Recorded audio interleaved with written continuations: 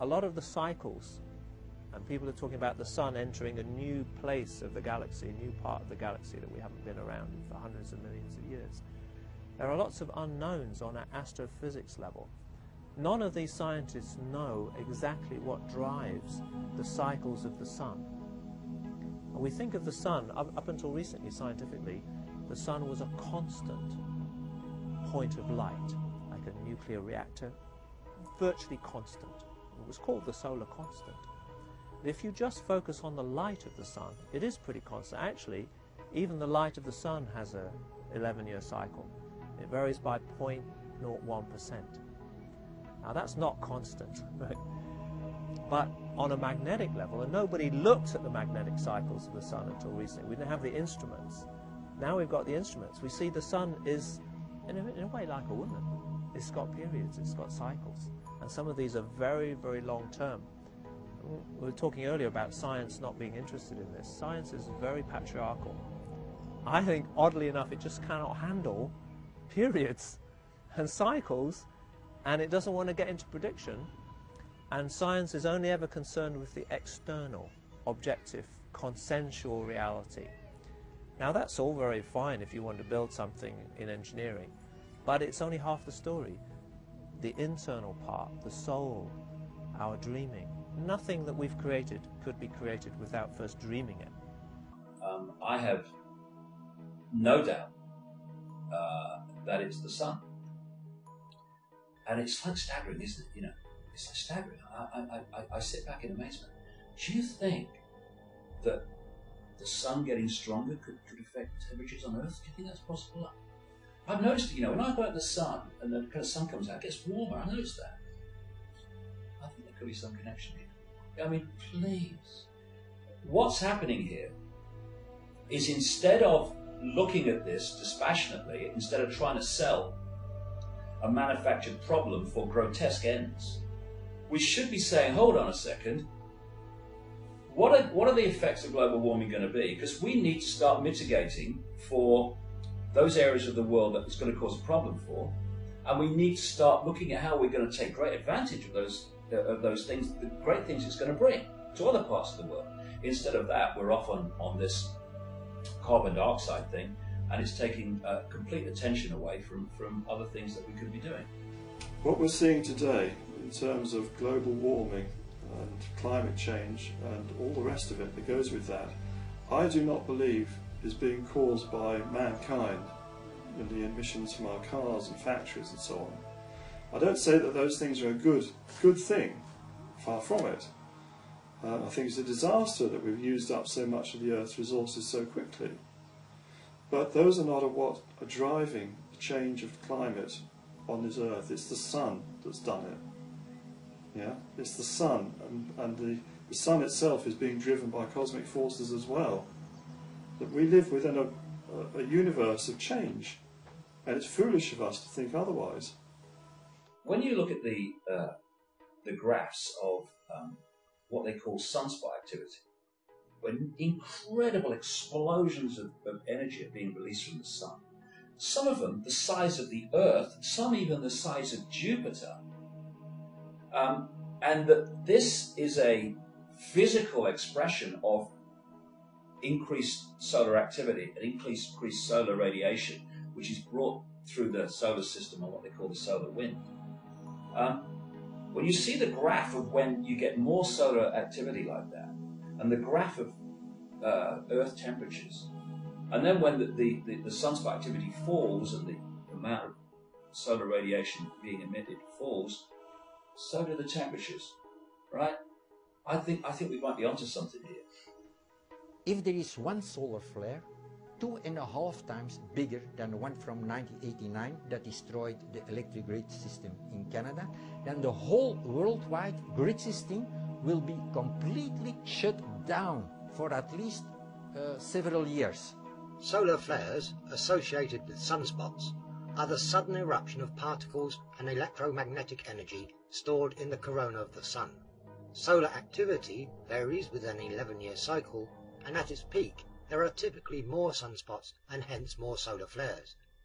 Sunspots are darker, cooler areas than the rest of the sun, and it is when more of these sunspots appear that cause some researchers to theorize that a huge solar flare could hit the Earth with dire consequences.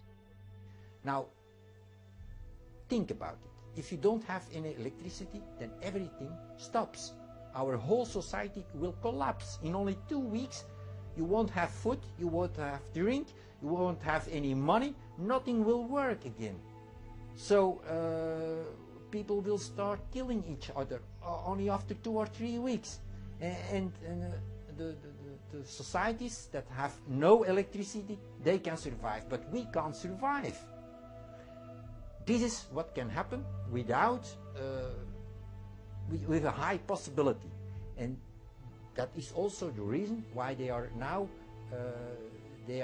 have sent so many probes to the sun to see what will happen in 2012, because they are expecting very big problems. They know about it, but they don't want to talk about it up at this moment. However, this planet of ours, the Earth, also has many variables, many factors that could cause or add to climate change and could alter human behavior. Factors like the magnetic field, which protects us from harmful cosmic and solar rays, and the Earth's pulse, the Schumann resonance, this being the electromagnetic waves which exist between the ionosphere and the Earth's surface, which resonates at around 8 Hz per second, and some researchers tie these naturally formed electromagnetic waves to human brain waves, and believe that a change in this resonance could affect human behavior. I've spent the bulk of my adult life studying and researching ancient texts, traditions, cultures, the wisdom of those who have come before us. And they do, in fact, the texts, some of the calendars going back over 18,000 years, that's before the last ice age, all point to this time in history. And they say that we are living a very unique time.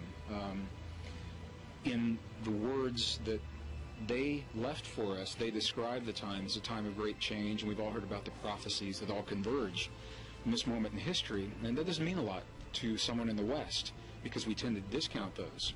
Well, as a scientist, what I can tell you as a former Earth scientist is that we are seeing measurable parameters that are changing and appear to be converging. For example, the magnetic fields of the Earth are in rapid decline right now. They reached the peak about 2,000 years ago. They have declined consistently, never looked back since then. We are now at the lowest magnetic point in global magnetics that we've been the last 2,000 years. So in the geologic record, we can see this has happened at least 14 times in the last 4.5 million years. It generally, in the past, has been a precursor to what scientists call a reversal or a flip in the magnetic fields of the Earth. Not the Earth physically, rather the energetic sense, the field itself. And it's got to be a really weird day, the day that this happens. People obviously have lived through it before. The Hopi have talked about it in their traditions. Biblical traditions talk about this in Egyptian traditions. What we know is that the magnetic fields in our bodies are very closely related, that a change in the magnetic fields of the Earth affect our dream states. And people are talking about having very, very intense, very vivid dreams, sleep patterns, time and space. People feel that time is speeding up. So in addition to the magnetics dropping, there's a second parameter that the ancients called the heartbeat of the Earth.